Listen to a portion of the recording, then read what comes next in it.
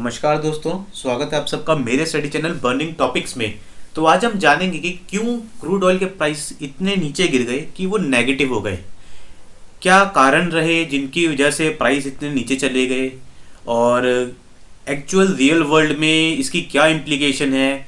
और आज हम ये भी जानेंगे कि कॉन्सिक्वेंसेस इसके क्या हो सकते हैं इंडियन पर्सपेक्टिव से, इंडिया को कितना फ़ायदा कितना नुकसान हो सकता है। तो आइए दोस्तों शुरू करते हैं। पिछले कुछ दिनों में ये देखा गया कि क्रूड ऑयल के price all over the world बहुत लो लेवल पे आ गए हैं। लेकिन सोमवार को 20 अप्रैल 2020 को कुछ ऐसा हुआ कि जो हिस्ट्री में शायद पहले कभी नहीं हुआ था। WTI इंडेक्स नेगेटिव में चले गया। अब दोस्तों ये WTI इंडेक्स क्या है? देखिए, ये अमेरिका का एक क्रूड ऑयल का इंडेक्स है, वेस्ट टेक्सास इंटरमीडिएट। तो यहाँ पे क्रूड ऑयल का प्राइस नेगेटिव चले गया है। तो क्या वर्ल्ड ओवर सब जगह पे ये प्राइस नेगेटिव हुआ है? जी नहीं, बिल्कुल नहीं। ये सिर्फ यूएस में ही नेगेटिव हुआ है। और इसका मतलब ये नहीं कि कोई अगर वहाँ पे पेट्रोल या डीजल कुछ भी भरवा रहा है तो उसको वो भरवाने के रुपए मिलेंगे। जी ऐसा बिल्कुल भी नहीं है। रियल वर्ल्ड में ऐसा कुछ भी नहीं है। ये जो प्राइस नेगेटिव हुआ है ये फ्यूचर कॉन्ट्रैक्ट्स के प्राइस माइनस में गए हैं। और फ्यूचर कॉन्ट्रैक्ट्स क्या होते हैं ये वीडियो में मैं आगे चल के आप सबको एक्सप्लेन करूंगा। पर अभी जानने के लिए सिर्फ यही है कि फ्यूचर कॉन्ट्रैक्ट के प्राइस यूएस में नेगेटिव चले गए हैं। ये चार्ट में आप देख सकते हैं कि प्राइस अराउंड ऑलमोस्ट 40 तक -40 तक चला ही गया था। अब थोड़ा ये रिकवर कर चुका है आज की डेट में, लेकिन ये हिस्ट्री में पहली बार ऐसा हुआ था कि प्राइस नेगेटिव में चले गए हैं। अब ये समझते हैं कि ऐसा हुआ क्यों है। तो इस पूरे इवेंट का बैकग्राउंड हम जाने तो जैसे कि आप सबको पता है कि all over the world corona virus pandemic फैल चुका है, जिसकी वजह से क्रूड ऑयल की डिमांड कम हो गई है। अब क्रूड ऑयल की डिमांड कम इसलिए हो गई है क्योंकि सारी कंट्रीज़ और जितनी भी इकोनॉमीज़ हैं वर्ल्ड की, सारी एक तरह से स्टैंड स्टिल हो गई हैं। लॉकडाउन हर कंट्री में लगाया जा रहा है, जिसकी वजह से फैक्ट्रीज़, एयरलाइंस और जितनी भी तमाम इंडस्ट्रीज़ हैं जो भी क्रूड ऑयल को यूज़ करती थी वो अब बंद हो चुकी हैं। इसकी वजह से क्रूड ऑयल की डिमांड बहुत कम हो गई है और इसी वजह से प्राइस फॉल करने शुरू कर गए और इतने नीचे गिरे, स्पेशली यूएस में, कि वो नेगेटिव ही चले गए।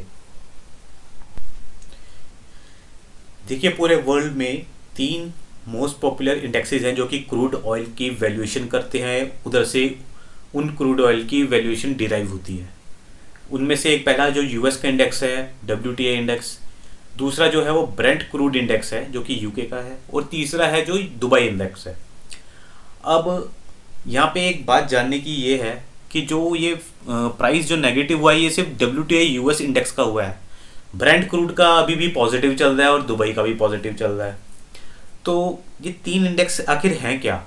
देखिए, जो भी क्रूड ऑयल प्रोड्यूस करते हैं, जैसे यूएस कर रहा है, जैसे यूके कर रहा है और दुबई में हो रहा है, इन सारे क्रूड ऑयल की प्रॉपर्टीज़ में और कैरेक्टरिस्टिक्स में कुछ फ़र्क होता है और उन्हीं की वजह से इनकी वैल्यूएशन कम या ज़्यादा रहती है। ब्रेंट क्रूड है जो ये 2/3 ऑफ द वर्ल्ड में सप्लाई किया जाता है और ज़्यादातर कंट्रीज़ इसी को ही फॉलो करती हैं। वहीं जो यूएस का इंडेक्स है वो सिर्फ यूजुअली जो यूएस की ही एरिया है, बाउंड्री है, उधर ही सप्लाई करता है 1-2 कंट्रीज़ को छोड़ के। और जो दुबई इंडेक्स है वो यूजुअली एशिया की कंट्रीज़ को ज़्यादातर एक्सपोर्ट करता है। लेकिन सबसे ज़्यादा जो मोस्ट पॉपुलर इंडेक्स है वो ब्रेंट क्रूड इंडेक्स ही है। तो आखिर ये प्राइस इतने नीचे गिरे क्यों? तो इसके बहुत सारे फैक्टर्स हैं जिसने इस चीज़ को अफेक्ट किया है। उसमें से एक फैक्टर तो मैं पहले ही आपको समझा चुका हूँ कि सप्लाई बहुत ज़्यादा हो गई मार्केट में और डिमांड बिल्कुल ही गिर गई। इसकी वजह से जो प्राइस था वो एकदम से स्लम कर गया और बहुत ही नीचे लेवल्स पे फॉल कर गया। दूसरा जो कि है फ्यूचर कॉन्ट्रैक्ट्स। अब फ्यूचर कॉन्ट्रैक्ट्स में जो ट्रेडर्स हैं, जो बायर्स हैं, उन्होंने एक्चुअल डिलीवरी ना लेके अपने कॉन्ट्रैक्ट्स को स्क्वेयर ऑफ कर दिया और एक्सपायरी पे उनको अपनी पोजीशंस विड्रॉ कर ली। तीसरा है स्टोरिंग कैपेसिटी। अब देखिए, यूएस में जितना भी स्टोरिंग स्पेस था वो सारा पहले से ही ऑक्यूपाइड था और ज़्यादा सप्लाई आने की वजह से और ज़्यादा प्रोडक्शन होने की वजह से उसको स्टोर करने की प्रॉब्लम सामने आ गई। अब जो सेलर्स हैं उनको भी जो क्रूड ऑयल स्टोर करने के लिए उनका भी कुछ पैसा लगता है, जो भी इन्वेंट्री की कॉस्ट होती है, उनको जहाँ भी रखना स्टोरेज करना पड़ता है, उस सबका खर्चा देना पड़ता है। और पिछले कुछ दिनों में अगर कंपेयर किया जाए तो स्टोरिंग कॉस्ट यूएस में ऑलमोस्ट डबल हो गई है। तो इससे सेलर्स को भारी नुकसान झेलना पड़ता था, जिसके चलते वो जल्दी से जल्दी ये स्टॉक को निकालना चाहते थे और कम से कम कीमतों पे बेचना शुरू हो गए थे। तो देखिए अब यूएस क्रूड ऑयल में और ब्रेंट क्रूड ऑयल में क्या फ़र्क है। दोनों ही अच्छी क्वालिटी के क्रूड ऑयल हैं, दोनों ही लाइट हैं, दोनों का सल्फर कंटेंट बहुत कम है।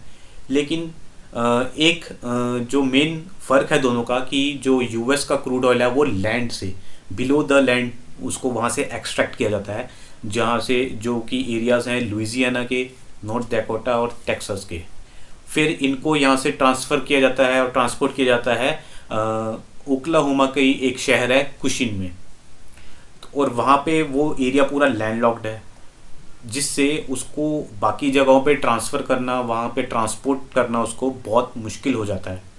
वहीं अगर ब्रेंट क्रूड की बात करें तो ये नॉर्थ सी से एक्सट्रैक्ट किया जाता है। अब North Sea UK, Denmark, Germany, the Netherlands के बीच का एक सी है, वहाँ से इसको एक्सट्रैक्ट किया जाता है और वहाँ से इसकी कनेक्टिविटी बाकी सभी देशों में बहुत अच्छे से हो जाती है, अच्छे से ट्रांसफ़र इजीली किया जा सकता है उसको।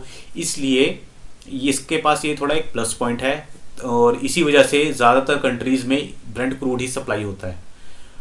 और एक बात और है इधर कि जो 2/3 ऑफ द वर्ल्ड है वो ब्रेंट क्रूड ही यूज़ करता है और वहाँ की जितनी भी फैक्ट्रीज़ हैं, डिस्टिलरीज़ हैं, वो ब्रेंट क्रूड के अकॉर्डिंग ही अपने आप को उन्होंने बनाया हुआ है, जिससे वो ब्रेंट क्रूड को रिफाइन कर सके। तो यहाँ पे यूएस का एक ड्रॉबैक हो जाता है कि वो एक लैंड लॉक्ड एरिया में है और उसको ट्रांसफ़र करना बहुत मुश्किल होता है। तो अब बात करते हैं फ्यूचर कॉन्ट्रैक्ट्स की। फ्यूचर कॉन्ट्रैक्ट्स को अगर सरल शब्दों में समझा जाए तो आप इसको ऐसे समझ सकते हैं कि मान लीजिए जैसे एक बायर है, उसको 2 या 3 महीने बाद कुछ कमोडिटी या कुछ किसी भी प्रोडक्ट की कुछ क्वांटिटी खरीदने की अगर ज़रूरत पड़ती है, पर वो उसको ये नहीं पता कि 2 या 3 महीने बाद उस प्रोडक्ट का प्राइस क्या रहेगा। हो सकता है वो प्राइस बहुत ऊपर तक जा सकता है। तो ऐसे केस में बायर को रिस्क है कि 2 या 3 महीने बाद उसको हायर प्राइस पे वो सेम चीज़ खरीदनी पड़ेगी। और दूसरी तरफ अगर सेलर है, वो अगर कोई प्रोडक्ट बना रहा है और उसको ये नहीं पता कि 2 या 3 महीने बाद उसके प्रोडक्ट को कोई खरीदेगा कि नहीं, तो वहाँ पे भी सेलर का एक रिस्क एंगल है।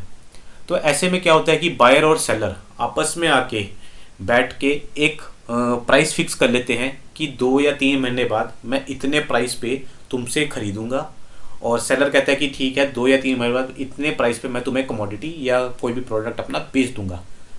भले ही उसके प्राइस चाहे ऊपर रहे या नीचे रहे, उनको उतने प्राइस पे वो खरीदना या बेचना ही पड़ेगा। ये बेसिक एक फ्यूचर कॉन्ट्रैक्ट का कंसेप्ट है। लेकिन इसमें अब एक स्पेक्यूलेटिव एंगल क्या आ जाता है कि ये ओपन मार्केट में ट्रेड होते हैं, तो यहाँ पे कोई भी इनको खरीद या बेच सकता है। ऐसे में कुछ ऐसे स्पेक्यूलेटर्स या ट्रेडर्स ये फ्यूचर कॉन्ट्रैक्ट्स में डील करना शुरू कर देते हैं, जो सिर्फ एक प्योरली कमीशन या अपना प्रॉफिट को ध्यान में रखते हुए ये कॉन्ट्रैक्ट्स को करते हैं। एक्चुअल प्रोडक्ट की डिलीवरी लेने का उनका कोई एम नहीं होता। तो ऐसे में क्या होता है कि हर महीने में इन कॉन्ट्रैक्ट्स की एक्सपायरी होती है। तो जहाँ पे स्पेक्यूलेटर्स को लगता है कि अब इस कमोडिटी का प्राइस बढ़ने वाला है या बढ़ जाएगा, तो वो पहले ही उसको खरीद लेते हैं और जब एक्सपायरी का टर्म आ जाता है तो वो किसी और बंदे को या किसी और परचेजर को बेच देते हैं ज़्यादा पैसों में। तो ऐसे में जो मार्जिन मिलता है उनको, वो उनका प्रॉफिट बन जाता है। तो ये पूरा कॉन्सेप्ट है फ्यूचर कॉन्ट्रैक्ट्स का।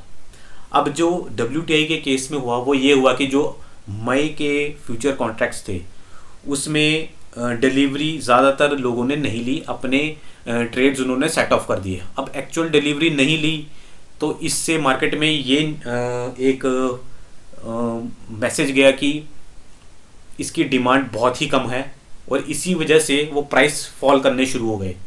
हालांकि आप अभी भी देखेंगे तो जून का जो WTI का फ्यूचर कॉन्ट्रैक्ट का रेट है वो पॉजिटिव में ही है। तो इसका मतलब वहाँ की मार्केट में अभी भी ऐसे सेंटीमेंट्स है कि जून में जाके शायद इसकी डिमांड बढ़ जाए और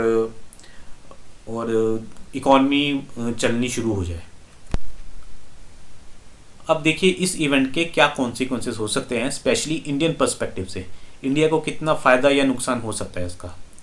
तो देखिए पहला पॉइंट आ जाता है एयरलाइंस का। अब जितनी भी इंडिया की एयरलाइंस हैं वो काफ़ी थिन मार्जिन पे ऑपरेट करती हैं और उनके कॉस्ट का एक बहुत बड़ा कंपोनेंट रहता है फ्यूल, और ये फ्यूल आता है क्रूड ऑयल से। तो ऐसे में क्रूड ऑयल का प्राइस कम हो जाने का मतलब एयरलाइंस की प्रॉफिटेबिलिटी राइज हो सकती है।